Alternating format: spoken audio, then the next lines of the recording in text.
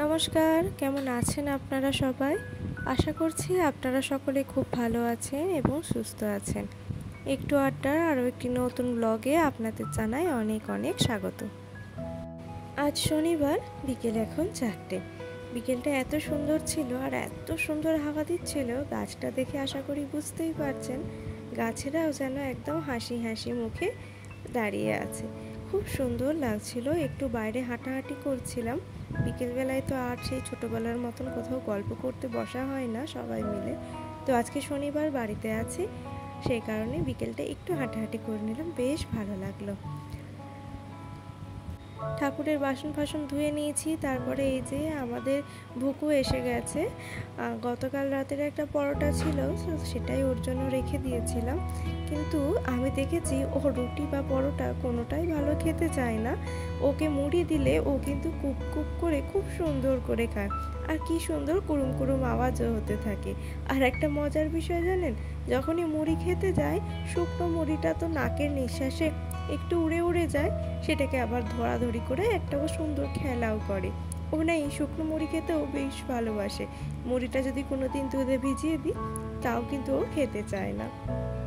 যাই হোক, সব কুকুরের কি আর সমান রকম অভ্যেস থাকে বলুন তো? ওর মনে হয় এই অভ্যেসটাই আছে। তো আজকে রাতে বানাবো একটু ঘুগনি, আর তার জন্যই বিকেলই দেখলাম আলুটা কেটে রেখে দিই। আলু আর মটরটা যদি সিদ্ধ করে এখন রেখে দিই, তো সন্ধ্যার পর বানিয়ে নেব। তো সন্ধ্যার পর বাবাও খেতে পারবে আর রাতে আমাদেরও হয়ে যাবে। অনেক সময় দেখা যায় সিটি দেওয়ার পরেও ঘুগনির মটরটা খুব একটা ভালো সেদ্ধ হয় না, সেই জন্য ওই বিকেলই সিটি দুটো দিয়ে রেখে দিলাম।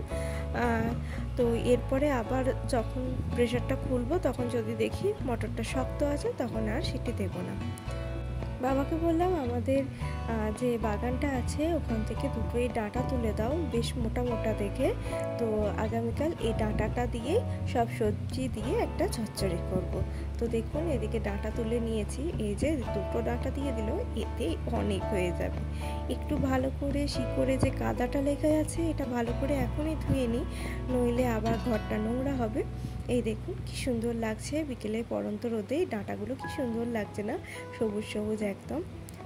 নিজেদের লাগানো মানে নিজের হাতে লাগানো জিনিস তুলে খেতে বাগান থেকে এত ভালো লাগে, আর তার স্বাদও হয় কিন্তু অপূর্ব। আসলে এখানে অনেক আদর যত্ন মায়া মমতা ভালোবাসা সব কিছুই তো থাকে, আর নিজের কঠোর পরিশ্রম থাকে, তো সেই কারণে হয়তো এতটা টেস্ট লাগে। আর একদম কীটনাশক ছাড়া এগুলো হয়, তো খেতে কিন্তু ভীষণ ভালো লাগে।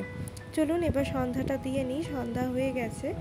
আর সন্ধ্যা দেওয়ার পরে প্রত্যেকদিন ঠাকুরের এই বাসি ফুল আমি পরিষ্কার করে নিই।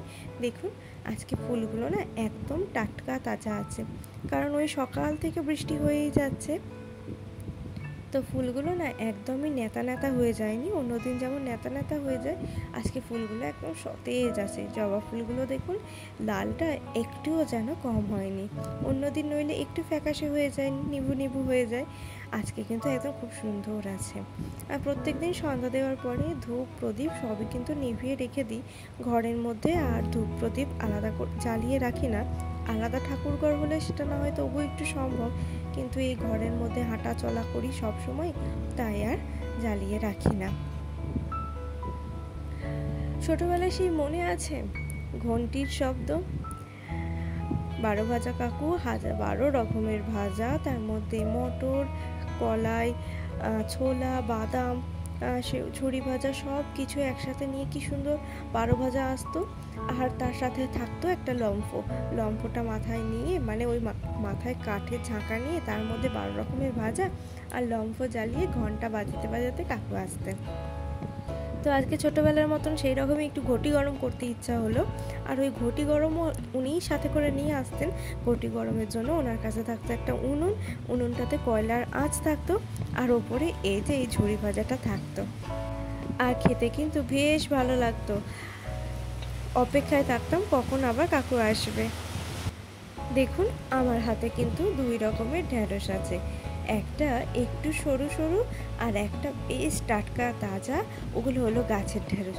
আর যেগুলো সরু সরু একটু কেমন কালো হয়ে গেছে সেগুলো বাজার থেকে কিনে আনা ঢ্যাঁড়স। তো গাছের ঢ্যাঁড়স থেকে 4টে এনেছিলাম, 3টে দেখছি একেবারেই বুড়ো হয়ে গেছে, ওগুলো আর দিলাম না। একটা কচি ছিল, ওই কচিটাই আর কি কেটে ভাজা করতে দিয়ে দিলাম। একটু পেঁয়াজ দিয়ে এই ঢ্যাঁড়স ভাজা করব, তার সাথে আছে ডাল। আর এই যে বাবা কিছু সবজি নিয়ে এসেছে, দেখি কি নিয়ে এসেছে। বুঝতেই পারছে এখন তো পটল ছাড়া কিছুই নেই। পটল এনেছে আর কুমড়োটা কিন্তু বেশ সুন্দর এনেছে, একদম সেই লাল টকটকে রং। আর কুমড়োটা কিন্তু খেতেও ছিল বেশ সুন্দর। আপনাদের সাথে গল্প করতে করতেই এদিকে আমার ঘুগনি, ঢ্যাঁড়স ভাজা আর তার সাথে ডালও হয়ে গেছে। এখন আমি তেজপাতা ফোটানো জলটা বসিয়ে দিলাম। তো রান্নাঘরও আমার কিন্তু পরিষ্কার করা হয়ে গেছে আর সমস্ত রান্নাবান্না কমপ্লিট। তো চলুন আজকে ব্লগটা এখানেই শেষ করছি। সবাই ভালো থাকবেন, সুস্থ থাকবেন। ব্লগটা কেমন লাগলো অবশ্যই জানাবেন। টাটা।